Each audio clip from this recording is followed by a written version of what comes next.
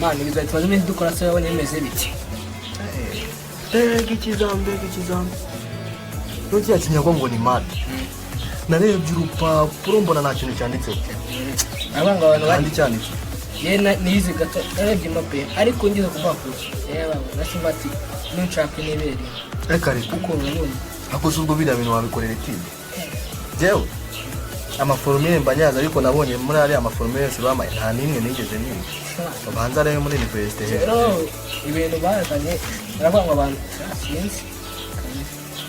nge yabizana abati menye batwimbuye none se man ko tugiye kujya mu kavakansi nzaze kugusura nari burahari zakunda nari bimana nacyo uzagera tugiye mu kavakansi se biyo hari ikibazo agira ku bashyitsi ntacyo mana ushaka kuza yaramutse nabi kuko hari ukuntu ajya mbona yaramutse karamuka yigagaje kare man mfite data wacu ni umugome bya danje nawe yakuze mu gisirikare kera ariko najyaga kumusura nta bintu byinshi yanzanagaho yawe ntabwo yanganga man nari imana uzagere nzareba ko mbihanduringa nta kibazo si wumva se n'ubundi nari nihuriye igiproti tugiye mu kavakansi wowe nawe uzaze tu nzareba uburyo amatakara n'ubundi dore kumva marise nanjye muri vakansi baba bakaniye ntareba inzaza man ntareba inzaza ntareba uzagere man nta kibazo ako man ko nibutse ko amasaha yo kurya yageze tukaba twaguswe uziga byo koko tugenda batabiducura man ndagaswe yebe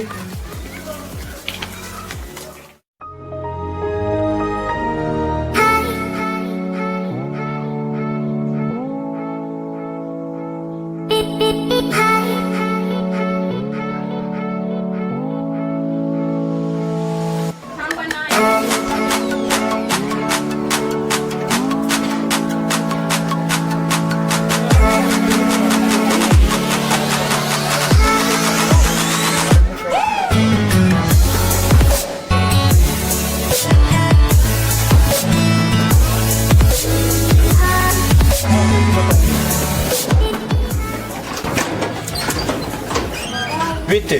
uragenzwa n'iki ndashaka Sharon muziranye turiga kanze mukurebe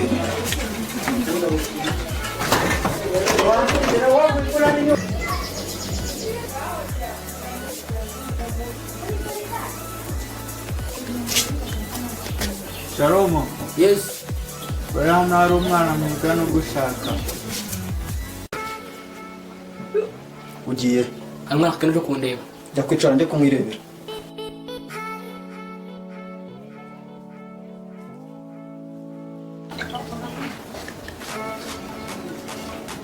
uwo muntu ushaka Sharon ari he ari ku irembo mubwire yinjire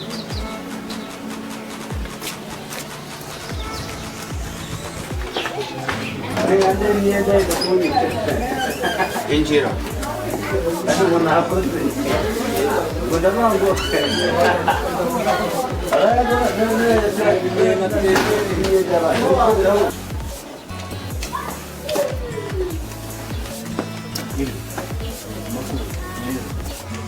ni iki kigugenza hano